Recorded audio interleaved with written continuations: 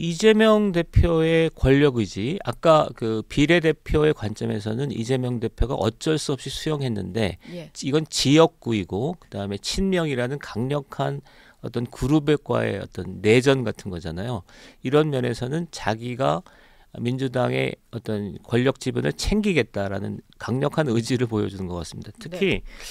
제가 볼 때 제일 중시되는 거는 그 명분이에요, 명분. 그러니까 사실은 대선에서 패배하는 건 이재명 대표의 책임이 강하잖아요. 네. 근데 문재인 대통령 전 정부의 책임을 막 물는 거는 나는 이 세력을 제거하겠다라는 정치 구테타 같은 느낌이 많이 저는 들었습니다. 그래서 만약에 친명 세력은, 그러니까 소수 정당 이쪽은 그래도 어쩔 수 없이 내주지만 지역구에서 친명 그룹을 내주면 향후 대권 구도에 문제가 있다고 본 것 같습니다. 그래서 어떻게든 이 친명 그룹은 제압을 하겠다 이런 뜻으로 읽힙니다 지금.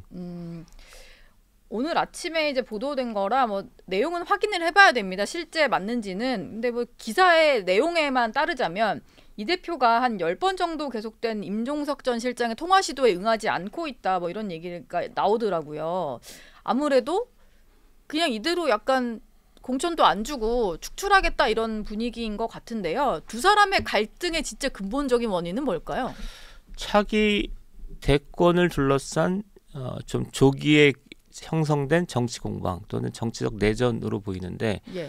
만약에 임종석 의원을 그대로 두면 친명이 세력화될 수 있잖아요. 구심점을 확보하면서. 네. 그러면 두 가지 문제가 있다고 보는 것 같습니다. 하나는 대권에서 잠재적인 경쟁자이고, 예. 그렇지 않더라도 친문이 세력화되면 이게 친명 주도의 또 이재명 사당화 체제를 흔들 가능성이 있기 때문에 이번에 꺾어야 한다고 보는 것 같습니다.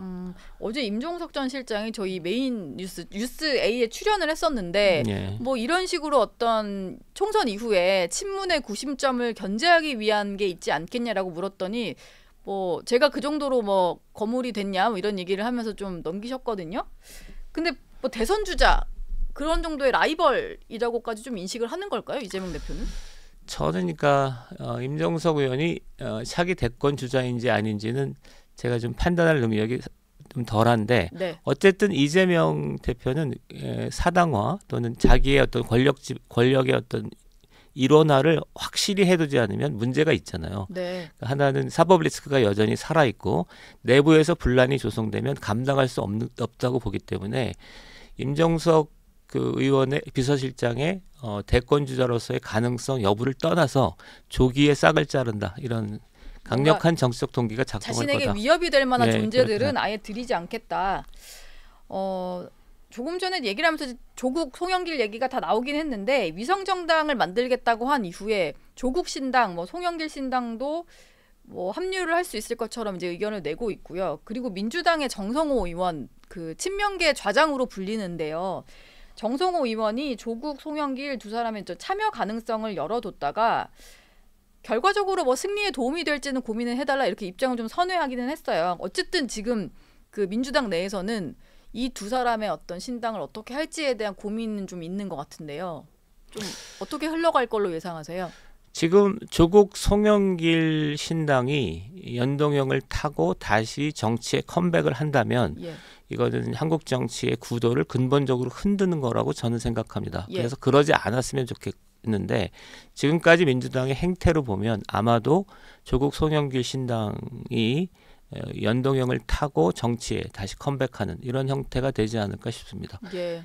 최근까지도 조국이나 송영길은 뭐 뭘 하더라도, 그러니까 민주당 주류하고는 좀 거리를 두는 분위기였잖아요. 네. 근데 연동형이 이 사람들이 컴백하는데 하나의 징검다리가 될 걸로 보입니다.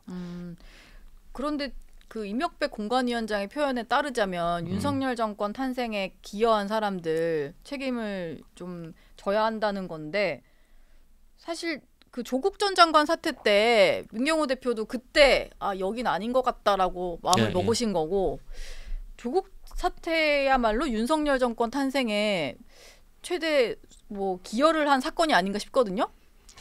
임종석 비서실장 등등을 네. 그러니까 윤석열 정권 책임의 어떤 책임을 묻는 것은 그러니까 정치 탄압을 하기 위한 그냥 수단, 그러니까 말이라고 생각해요. 예. 현실적으로 보면 사실은 이재명 대표가 훨씬 더 책임이 큰 거고 당연히 후보였기 때문에 대선 패배 당시 후보니까요. 예. 그다음에 두 번째 조국 사태가 뭐 큰 건데 그거를 다 젖혀두고 뭐 그 다른 이유를 다는 것은 정치 탄압의 정치적 어떤 갈등의 어떤 명분을 하는 거지 그게 또 큰 의미는 없다고 생각합니다.